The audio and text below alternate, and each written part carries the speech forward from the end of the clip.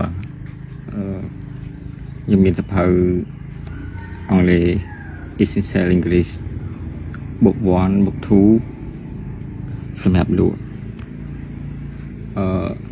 promotion นั้นมีปีไงที่มา22 ខែ មិថុនា ដល់ថ្ងៃទី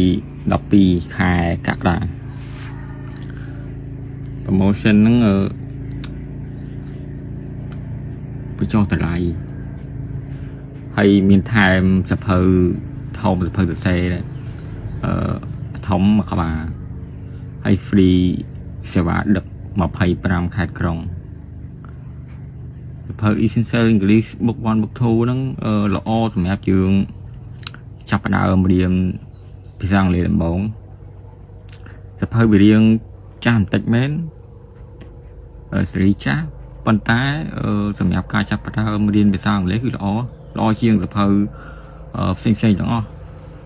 ខ្លឹមសារអត្ថន័យខ្លឹមសារវានៅក្នុងសភៅល្អ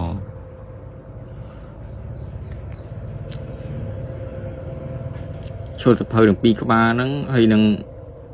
free ថែមកាដូ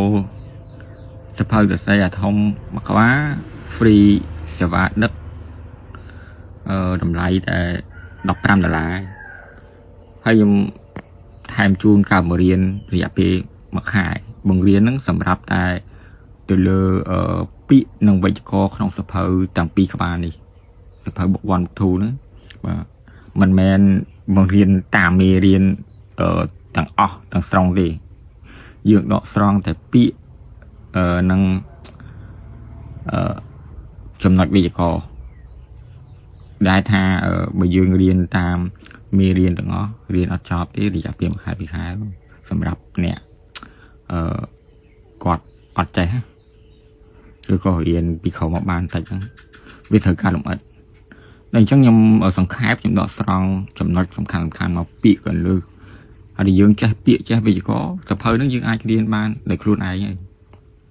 មិនបាច់មានគ្រូបង្រៀនក៏បានដែរវាបញ្ហាយើងអត់ចេះពាក្យនិងវេយ្យាករណ៍អញ្ចឹងអាហ្នឹងវាពិបាកបាទហើយបើមានចំណាប់អារម្មណ៍អាចឆាតហើយនឹងឬតាម chat messenger ឬក៏ឆាតតាម Telegram មក promotion ហ្នឹងមានចាប់ពីថ្ងៃ12ថ្ងៃទី 12 ខែមិថុនាដល់ថ្ងៃទី22ថ្ងៃទី22 ខែមិថុនារហូតដល់